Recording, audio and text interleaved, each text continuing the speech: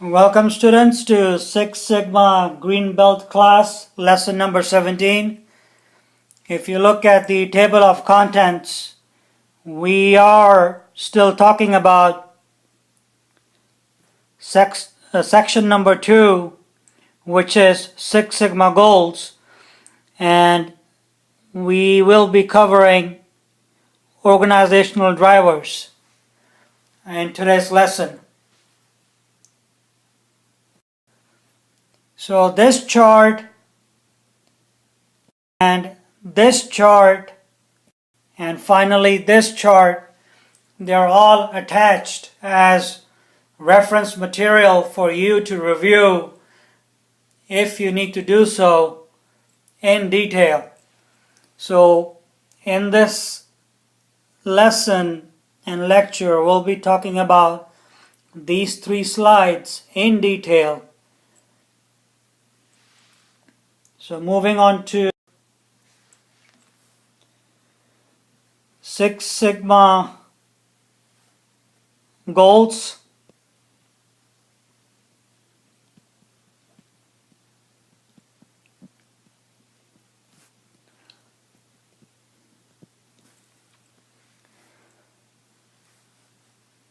We'll be covering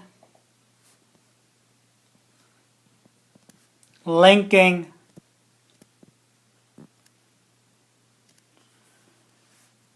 projects to goals. That'll be a topic for now. So if you remember a person by the name of Pandey,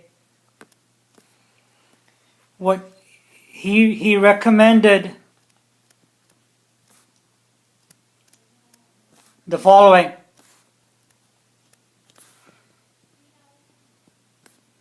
And this is in regards to Six Sigma. What he recommended was if a company is taking on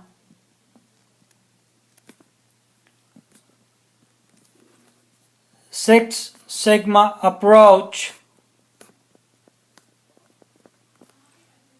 or they want to implement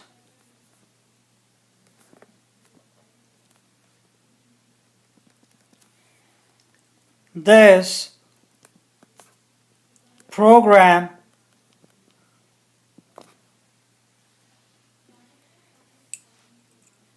it may have a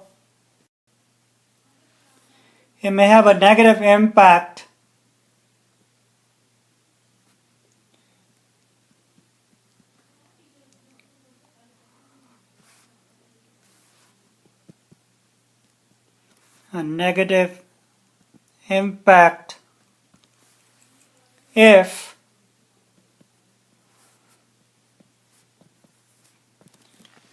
the following 3 happens. Number 1 is if the organization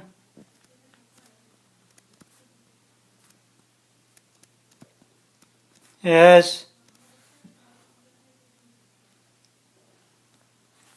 or if the organization already has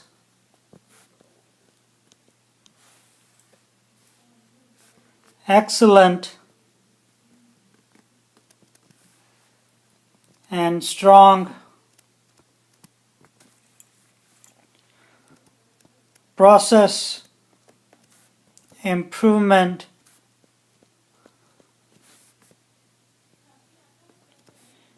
methods or programs in place.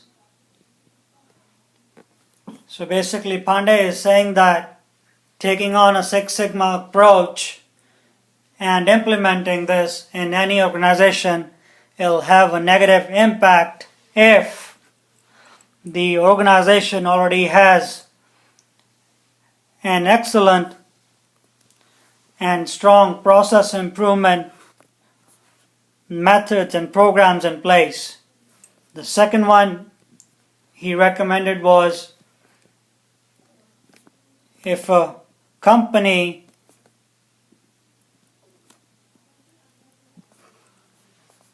is already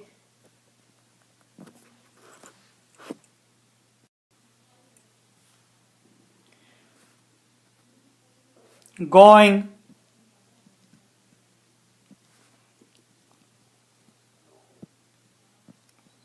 through a significant change process,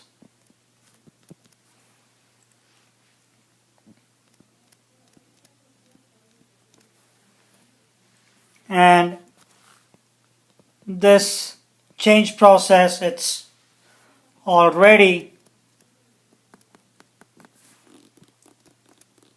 overwhelming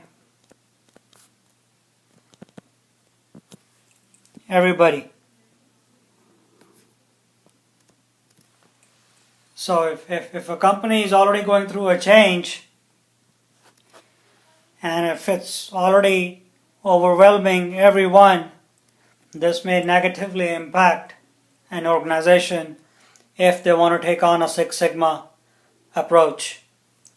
And finally, he said was, if the forecasted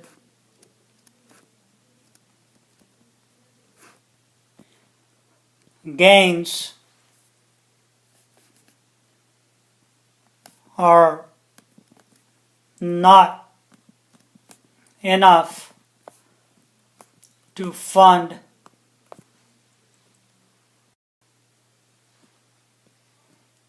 the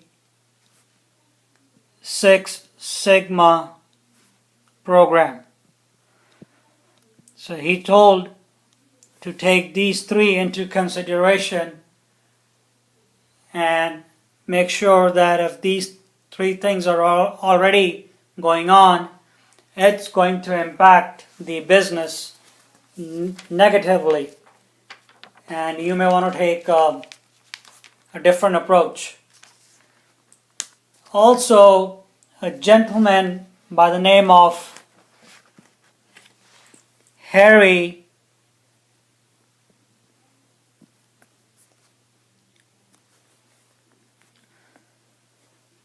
he introduced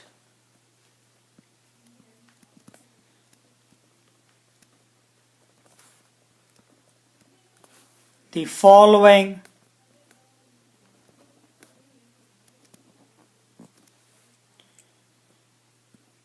methodology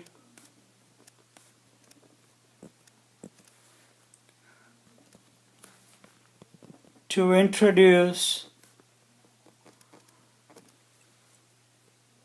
or focus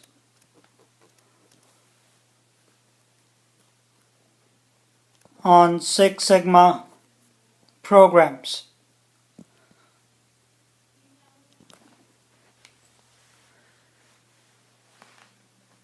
And you can use this, it can be used as a guideline,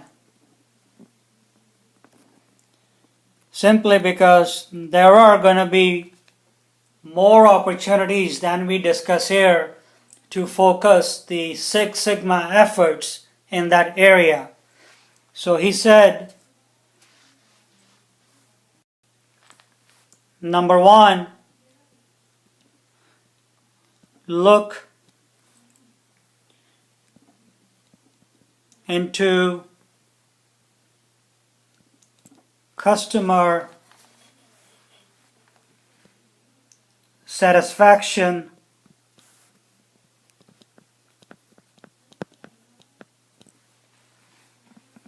deliverables.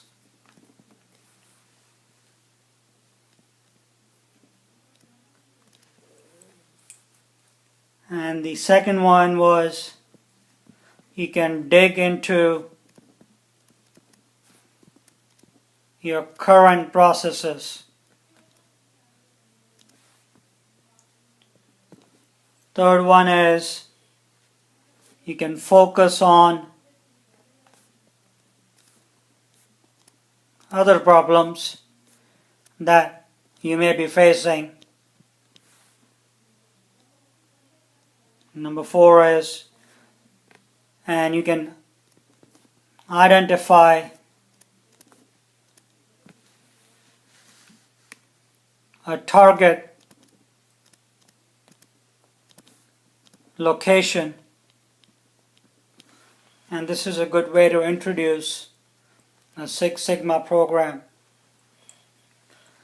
And number 5 is, as you know, there's a lot of opportunity here, and that is focus on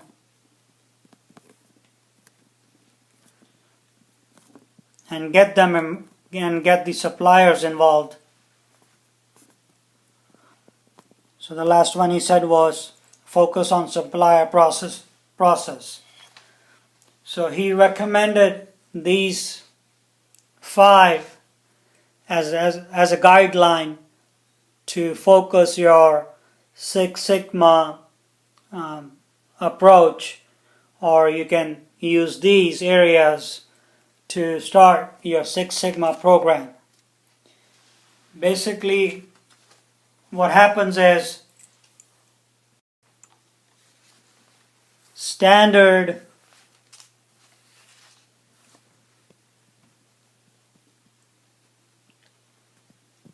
or any typical Six Sigma methodology used to resolve issues is the DMAIC. And if you remember, we talked about, I think it goes back to lecture 1 or 2 when we were defining what Six Sigma is. So just for review, D stands for define, M stands for measure, A equals analyze, I equals improve, and C equals control. So standard or a typical Six Sigma methodology used to resolve issues is this DMAIC methodology, or it could be something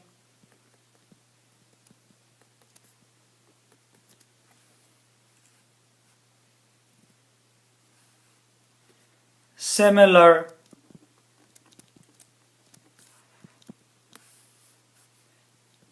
to the DMAIC approach.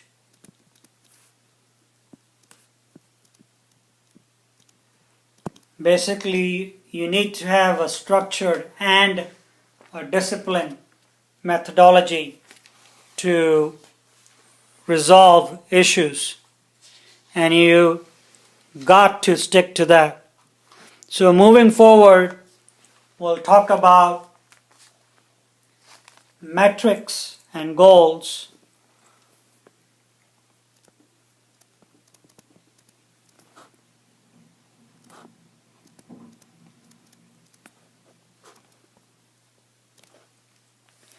Under this, the first question is, what's a metric? And these days we use this terminology a lot. So basically what a metric is, it's a way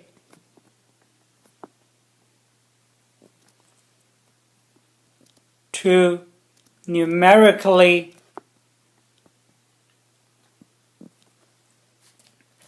measure any performance or any process or any event. So that's what a metric means. So before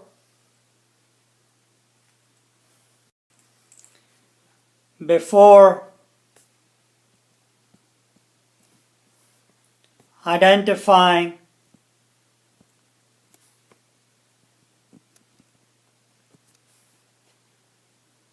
metrics, that means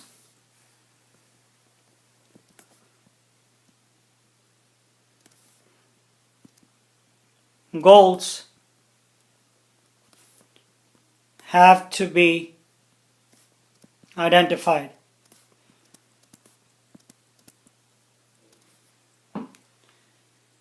For example, your goals can be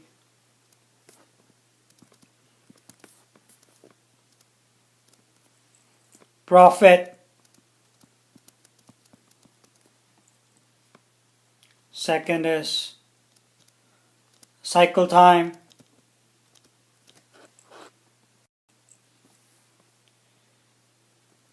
third is marketplace response,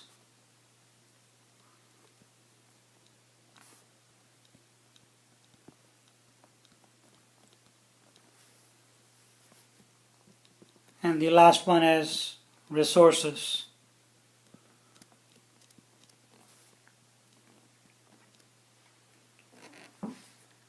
So these could be your goals. And what the company needs to do is, company should develop metrics for each of the above goals that we discussed.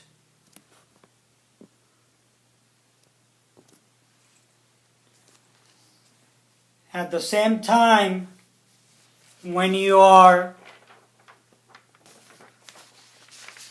coming up with metrics, what a company needs to do is they should that means the company should define a unit of measurement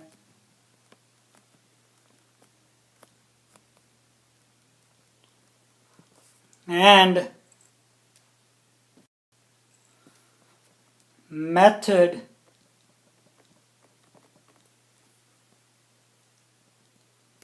to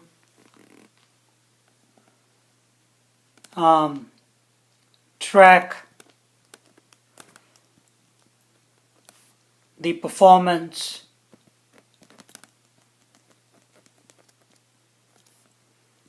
of goals or a goal.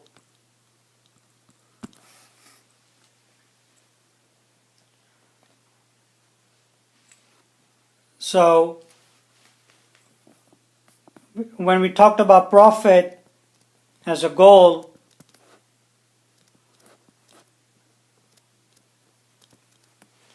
we can use the following as metrics. So under this, an example of metric could be stockholder values or value, capital investments, third one, personnel cost, and that's overhead. You can use community comparisons,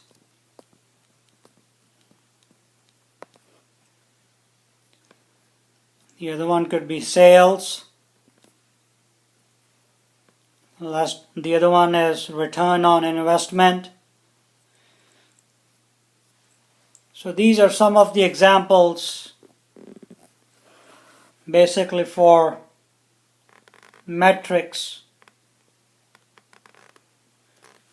that you can use for your goals. Moving forward, if you remember, we talked about the goal, cycle time, and you can use the following as metrics. You can look into, or you can look at existing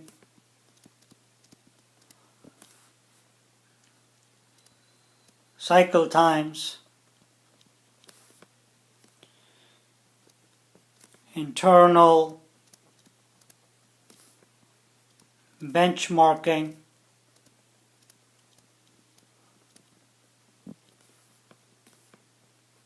or you can do external benchmarking.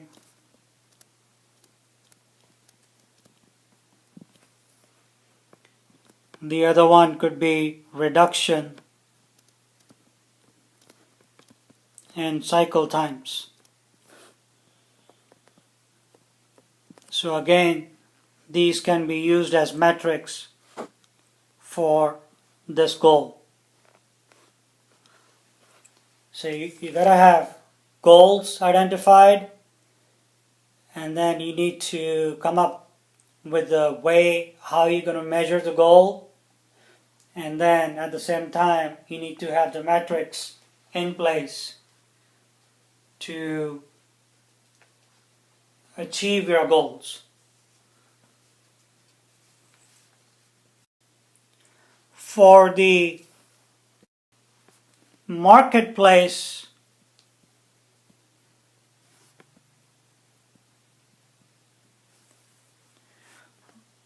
response goal,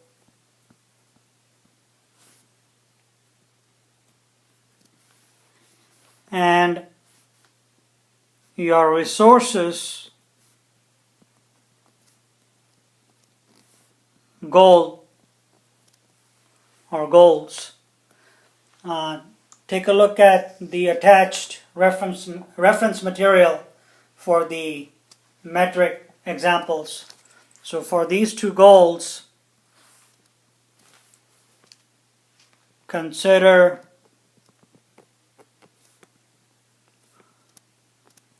looking at the reference material attached with this presentation. So that will give you a good set of examples what kind of metrics you want to put in place.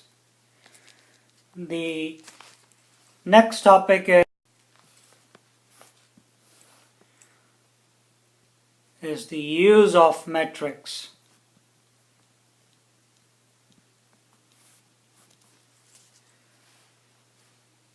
And we need metrics. It's a necessity in order to measure achievement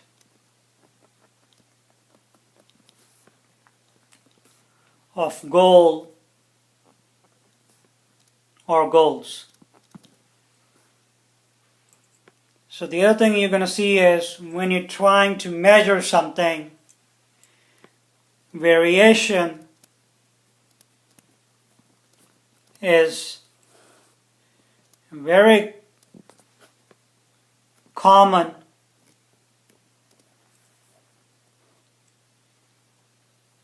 in measurement, but it should not be a significant variation where it's out of control and it's not working. There's some variation in every measurement system, but one should be skeptical of how we collect the data.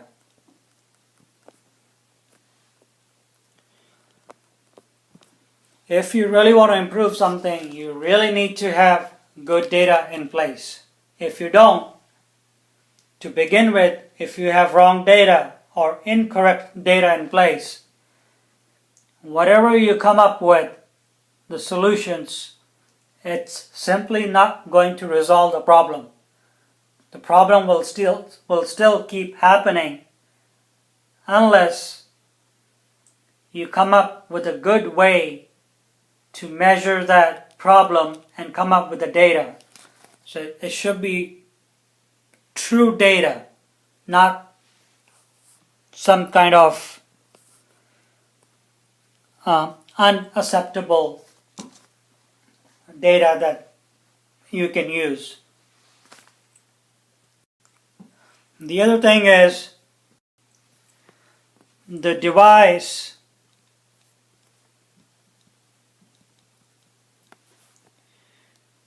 you use to measure should be very accurate, whatever that is. Make sure it's doing its job and it's doing the job the way it's supposed to. So Dr. Duran, what he recommended was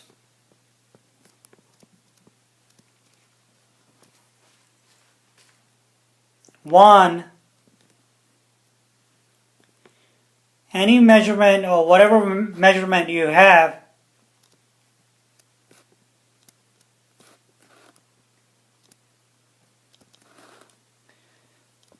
should have a standard meaning.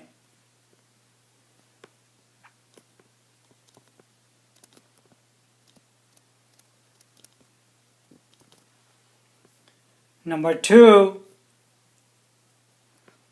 the data that you collect should help in decision-making processes.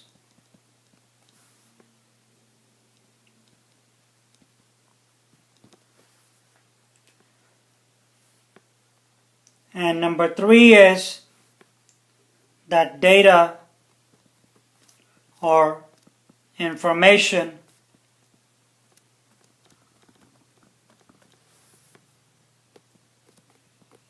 should be worthwhile. Looking at it or talking about it, discussing about it. Number four, it should be user-friendly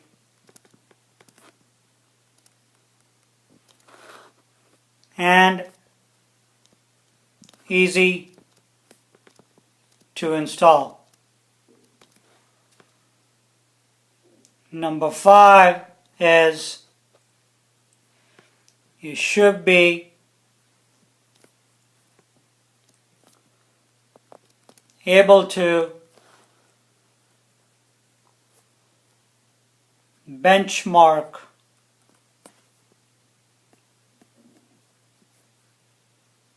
and use elsewhere.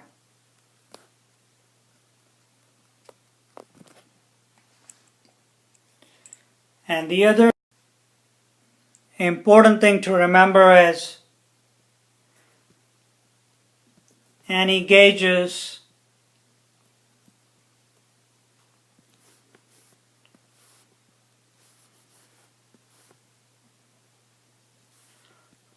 tools, fixtures, etc. Whatever we use, they need to be calibrated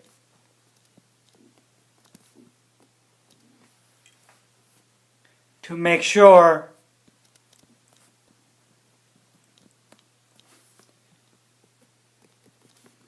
they are accurate. And the calibration process itself will take care of that. At times,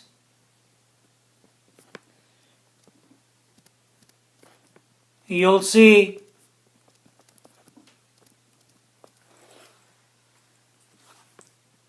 qualitative metrics, and it's nothing to be get alarmed about. It's just common. So at times you'll see these qualitative metrics based on customer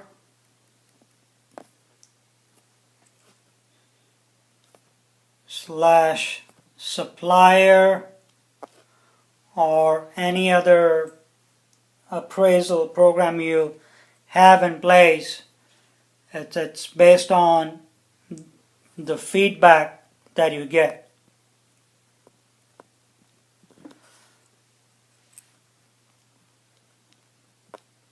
So you can have at times qualitative metrics based on your suppliers or customers' feedback forms.